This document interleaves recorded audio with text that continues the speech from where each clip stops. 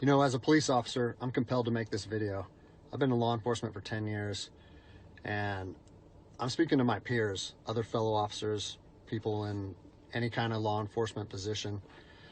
I've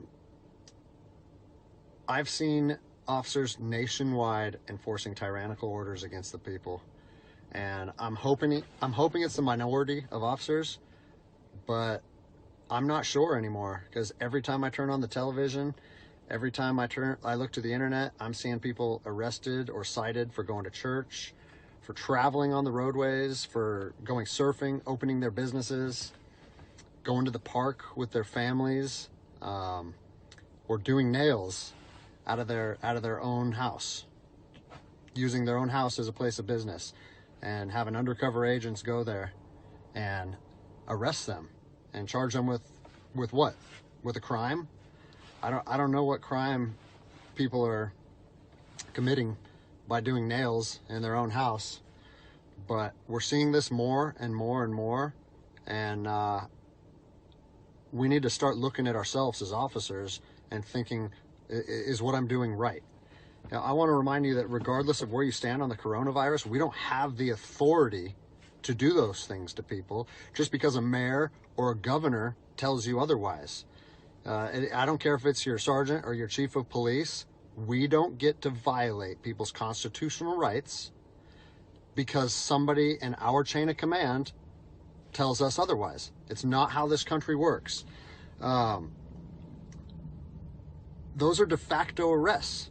You know, we're violating people's rights and taking money from them, or even worse, arresting them and depriving them of their freedom when they are exercising their constitutional rights.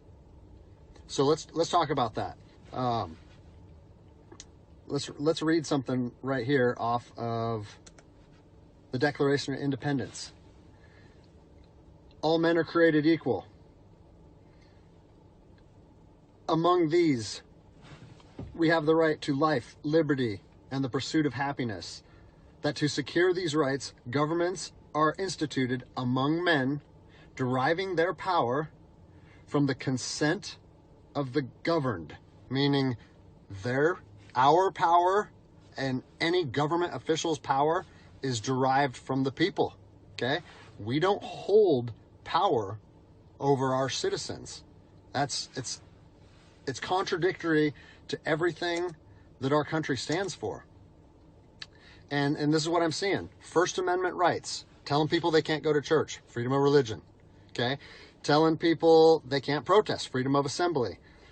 Fourth Amendment violations, illegal traffic stops to check for papers. What are you, the Gestapo? Is this 1930s Nazi Germany?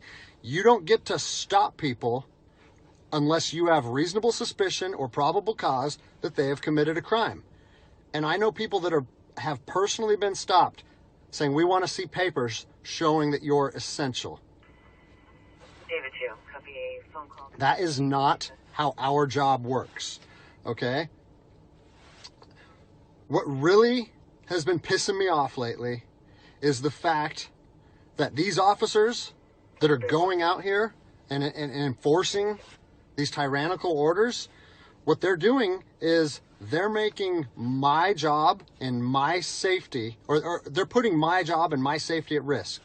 Because what you're doing is you're widening the gap between public trust and law enforcement officers. And what that's going to do is it's going to, I mean, look at what's happened to law enforcement in the last 10 years. Less and less public trust, and more often than not, that is a result of isolated incidents that get blown out of proportion. They're not isolated anymore. They're happening every single day.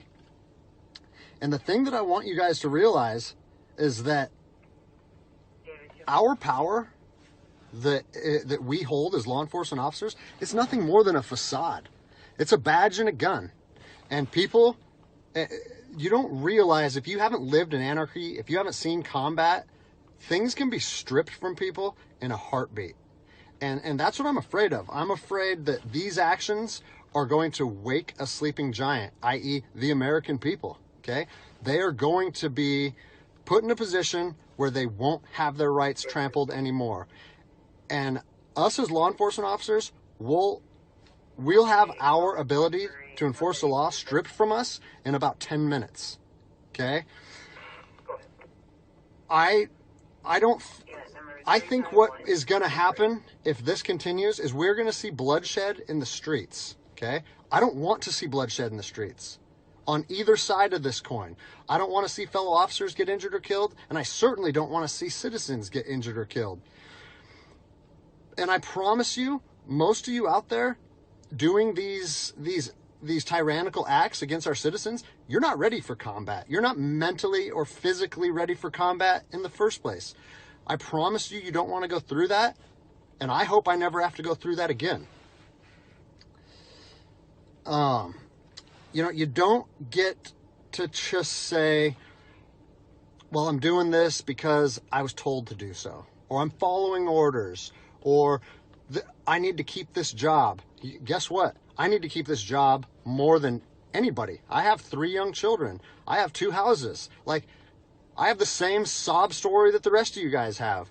But my personal choices and my living arrangements, no matter what they are, don't allow me to trample on people's rights.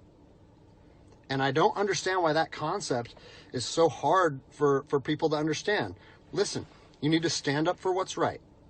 You need to, if you're part of a department or an agency that is asking people or asking their officers or their deputies to impose on people's rights and infringe on their freedoms, you need to step up and say, no, that's not me. That's not what I signed up for, and that's going against my oath. And if that costs you your job, so be it. At least you'll be able to look at yourself in the mirror at night. I've already expressed this to my department.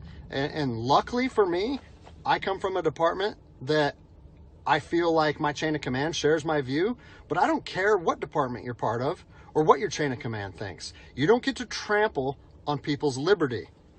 And so, as a special operations veteran, I've fought on the streets of Iraq under the U.S. government's guise of freedom. And I'm telling you what, the American people are going to you are going to wake a sleeping giant, and they are going to fight 10 times harder for their freedom on their soil than anything you've ever seen before. And if that's something you're willing to face, then keep trampling on people's rights.